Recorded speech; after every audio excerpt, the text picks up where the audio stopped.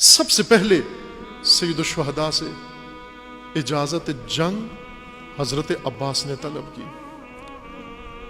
سید الشہداء نے روکا، اس لیے روکا کہ آپ سالار جنگ ہیں، آپ سالار لشکر ہیں، آپ علمدار لشکر ہیں، اس لشکر کو لڑانا ہے بھیا، اس لشکر کو میدان میں بھیجنا ہے. جناب عباس نے لشکر کو تیار کیا، اصحاب کو باری باری بھیجتے رہے میدان میں. جسے حضرت عباس میدان میں بھیجتے وہ میدان میں جنگ کرتا، اور جب وقت شہادت آتا ندا دیتا یا مولا الیہ الیہ یا مولا، اور پھر حسین ابن علی اٹھا کر اس کی لاش کو گنج شہداء میں لے آتے. جب تمام اصحاب شہید ہوئے حضرت عباس آئے، مولا اب تو لشکر کا بڑا حصہ شہید ہو گیا، اب اجازت دے میں جنگ میں جاؤں. سید الشہداء نے فرمایا ابھی لشکر کا وہ حصہ باقی ہے عباس جو تیرا زیادہ ضرورت مند ہے، محتاج ہے. میرے لشکر میں چھوٹے چھوٹے مجاہد ہیں، اون و محمد جیسے مجاہد ہیں، قاسم جیسے مجاہد ہیں، جو اتنے چھوٹے ہیں گھوڑوں پہ نہیں بیٹھ سکتے، جو اتنے چھوٹے ہیں جنگ کا تجربہ نہیں رکھتے، جو اتنے چھوٹے ہیں وہ اسلحہ نہیں اٹھا سکتے، ابھی انہیں جنگ میں بھیجنا ہے.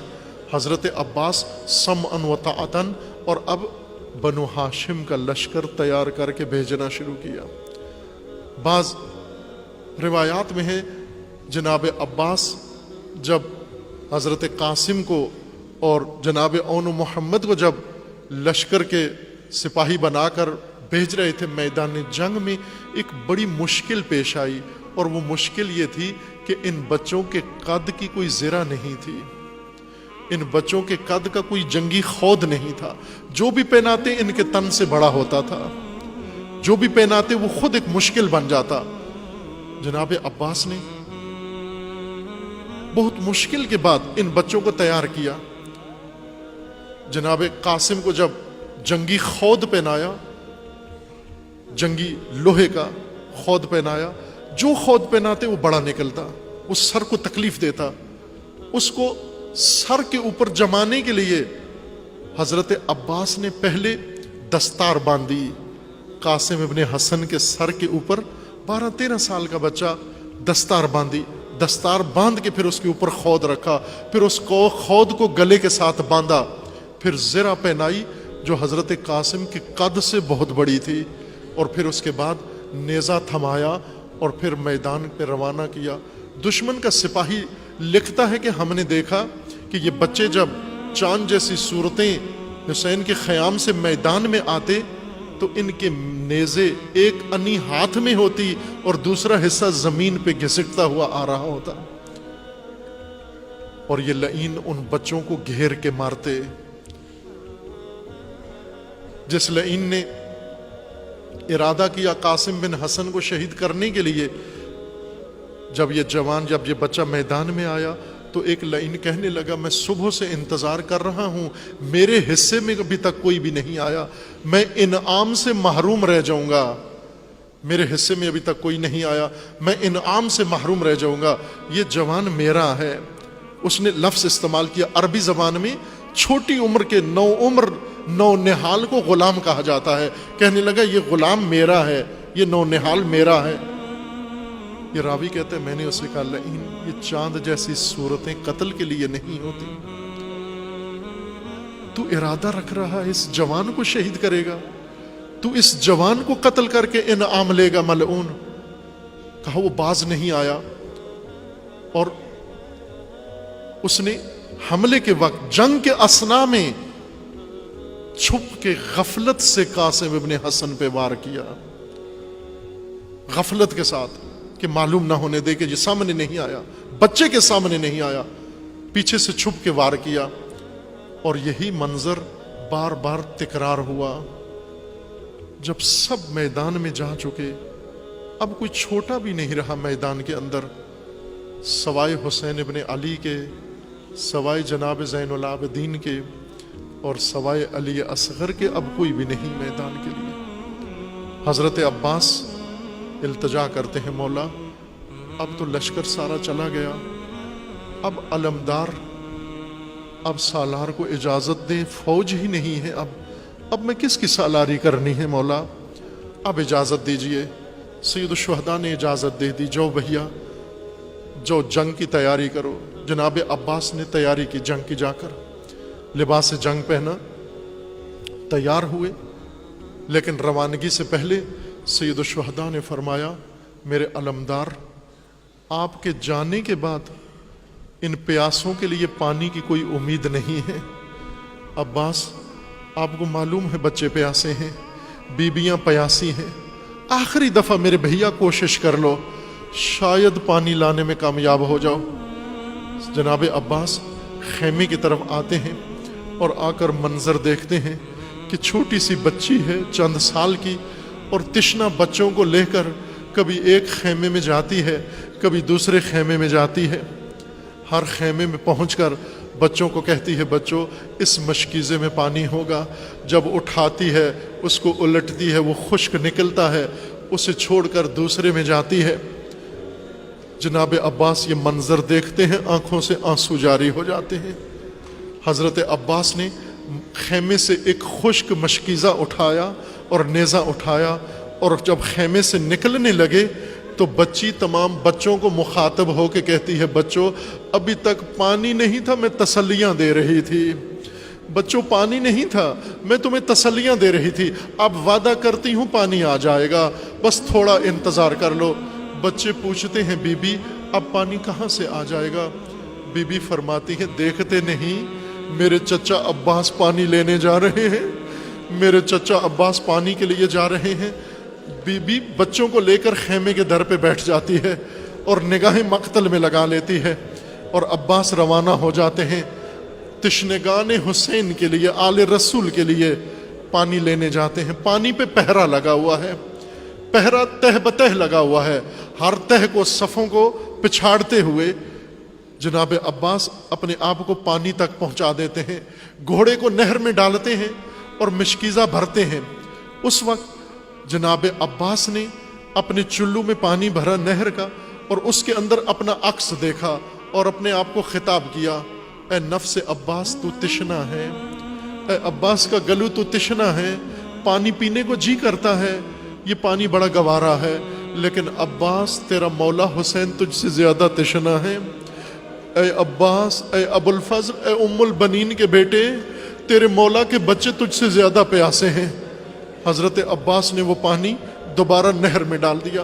بعض روایات میں لکھا ہے، مستند روایات میں لکھا ہے کہ حضرت عباس نے، چونکہ اہل بیت کے اور سید الشہداء کے لشکر کے گھوڑے بھی پیاسے تھے، ان حیوانوں نے بھی پانی نہیں پیا تھا، حضرت عباس نے جب گھوڑا نہر میں ڈالا اس گھوڑے نے لب نہیں لگائے، چونکہ ابھی عباس نے پانی نہیں پیا، گھوڑے نے بھی پانی نہیں پیا، تشنا گھوڑا تھا، تشنا واپس آ گیا۔ گھوڑے کو نہر سے نکالا، مشک کو اپنے قابو میں لیا اور خیموں کی طرف ایڑ لگائی۔ عمر سعد نے روکنے کے لیے کہا لشکر کو کہ روکو، پانی خیموں میں نہ پہنچنے پائے، اگر یہ پانی خیموں میں پہنچ گیا، علی کے بیٹوں نے، عباس اور حسین نے پانی پی لیا، پھر یہ جنگ ختم نہیں ہو سکتی، پھر تمہاری جیت شکست میں بدل جائے گی، یہ پانی نہ جانے پائے۔ یہ لعین سب حلہ بولتے ہیں، حضرت عباس کے ساتھ جنگ شروع کرتے ہیں۔ حضرت عباس نے جنگ نہیں، پانی کو بچانا ہے، پانی کو خیموں میں لے کر جانا ہے۔ جب کافی وقت گزر جاتا ہے اور حضرت عباس جس طرح آتے ہوئے ان کی صفوں کو، پہروں کو توڑتے ہوئے نہر کے اندر آ گئے، اب ان کے حلقے کو توڑتے ہوئے خیموں کی طرف جاتے ہیں۔ عمر سعد لعین کہتا ہے کہ پانی ہرگز نہ پہنچے۔ ایک لعین بڑھ کر حضرت عباس کے اس بازو پہ وار کرتا ہے جس سے مشکیزہ تھاما ہوا تھا، بازو قلم ہو جاتا ہے۔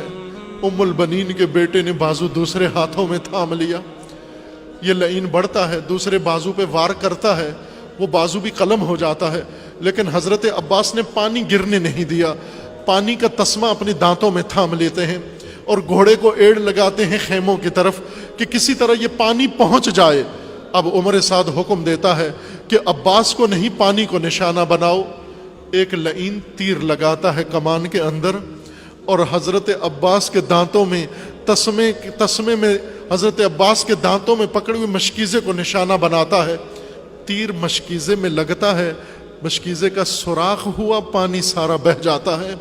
جب پانی ریت پہ بہہ گیا، حضرت عباس نے حسرت کے ساتھ پانی کو دیکھا اور حسرت کے ساتھ خیموں کو دیکھا، اور پھر اس کے بعد خیمے جانے کا ارادہ ترک کر دیا، پھر اس کے بعد خیمے کا رخ بدل دیا، اب جنگ کا ارادہ کر لیا۔ اب ام البنین کے بیٹے نے جنگ شروع کر دی، لیکن عزادارو جانتے ہو جنگ تو ہاتھوں سے ہوتی ہے۔ جس کے ہاتھ ہی نہیں ہے، جس کے پاس نیزہ نہیں ہے، جس کے پاس تلوار نہیں ہے، جس کے پاس ڈھال ہی نہیں ہے، وہ جنگ کیسے کرے گا؟ لیکن اس کے باوجود علی کا شجاع بیٹا، علی کا علی بیٹا، حیدر کا حیدر بیٹا، کٹے ہوئے بازوؤں سے جدھر گھوڑے کو ایڑ لگاتا یہ لعین وہاں سے بھاگ جاتے۔ دیکھا بازو کٹ گئے ہیں لیکن عباس پہ کامیابی نہیں ہو رہی۔ ایک لعین اس حلقے میں سے نکل کر حضرت عباس کے سر اقدس پہ گرز کا وار کرتا ہے۔ جب وزنی گرز کا لگنا تھا، عباس زین سے زمین پہ آ گئے، اور جب زمین پر آئے تو ندا دی، الیہ الیہ یا مولا، اے مولا آئیے، اب بھیا آئیے۔ عباس زین پہ نہیں، اب سید الشہداء جو در خیمہ پہ بیٹھے ہوئے انتظار کر رہے تھے، انتظار فرما رہے تھے، جب حضرت عباس کی آواز سنی تو حسین ابن علی کی آواز نکلی، اے عباس انکسرت ظہری، اے عباس میری کمر ٹوٹ گئی، اے عباس تیری شہادت نے کمر توڑ دی، تیری ندا نے کمر توڑ دی، عباس میں کیسے اٹھوں؟ سید الشہداء نے اپنے آپ کو اپنے بھیا کی لاشے پہ پہنچایا، جناب عباس تک پہنچایا۔ روایات میں لکھا ہے کہ اس وقت حضرت عباس کے نفس جاری تھے، سانسیں جاری تھیں۔ جناب سید الشہداء نے اٹھایا، اپنے بھائی کے سر کو اپنی آغوش میں لیا، زانوں پہ رکھا، گرز کی وجہ سے خون بہہ رہا تھا، دونوں آنکھوں میں خون بھر گیا۔ جناب سید الشہداء نے اپنی عبا سے آنکھوں سے خون صاف کیا۔ جب خون صاف ہوا تو پھر فرمانے لگے، بھیا مجھے معلوم ہے تکلیف بہت ہو رہی ہے، بازو کٹے ہوئے ہیں اور سر پہ شکاف آ گیا ہے، بھیا میں ابھی خیمے لے جاتا ہوں، ابھی بہنوں کے پاس لے جاتا ہوں، بہنیں مرہم کریں گی، میرے بھیا آرام آ جائے گا۔ جب خیموں کا نام آیا تو جناب عباس کی آنکھوں میں خون بھرا تھا، لیکن آنکھیں کھولی اور اشارہ کیا اور منع کر دیا کہ مولا مجھے خیمے میں لے کر نہیں جانا۔ جناب سید الشہداء پوچھتے ہیں، بھیا خیمے کیوں نہ لے کر جاؤں؟ جناب عباس نے اشارہ کیا آنکھوں سے کہ خیموں میں جب میں آ رہا تھا تو سکینہ نے بچوں کو بٹھا کے وعدہ دیا تھا کہ میرے چچا پانی لا رہے ہیں، اب میں کس شرمندگی سے جاؤں گا، میں تشنا بچوں کو کیسے منہ دکھاؤں گا؟ بھیا مجھے خیمے نہیں لے کے جانا، بس یہ آخری اشارہ تھا، اور پھر اس کے بعد روح عباس پرواز کر گئی اور کربلا کے صحرا میں آواز آئی، انا للہ و انا الیہ راجعون۔ سید الشہداء نے اپنے بھائی کو وہیں پر چھوڑا اور بھائی کا نیزہ اٹھایا اور بھائی کا مشکیزہ اٹھایا اور خالی ہاتھ، خون ہاتھ پہ لگا ہوا جب خیموں میں واپس آ رہے ہیں، در خیمہ پہ بیبیاں دیکھ رہی ہیں، منتظر ہیں، بچے دیکھ کے منتظر ہیں، لیکن جب حسین علیہ السلام کو دیکھا کہ خالی آ رہے ہیں اور عباس نہیں ہے تو بی بی بچوں کو کہہ رہی ہے، بچوں اب پانی نہیں ملے گا، اب پانی پلانے والا کوئی نہیں۔ اور زینب اولیاء فریاد کر کے بیبیوں کو فرماتی ہے، بیبیوں اپنے پردے سنبھالو۔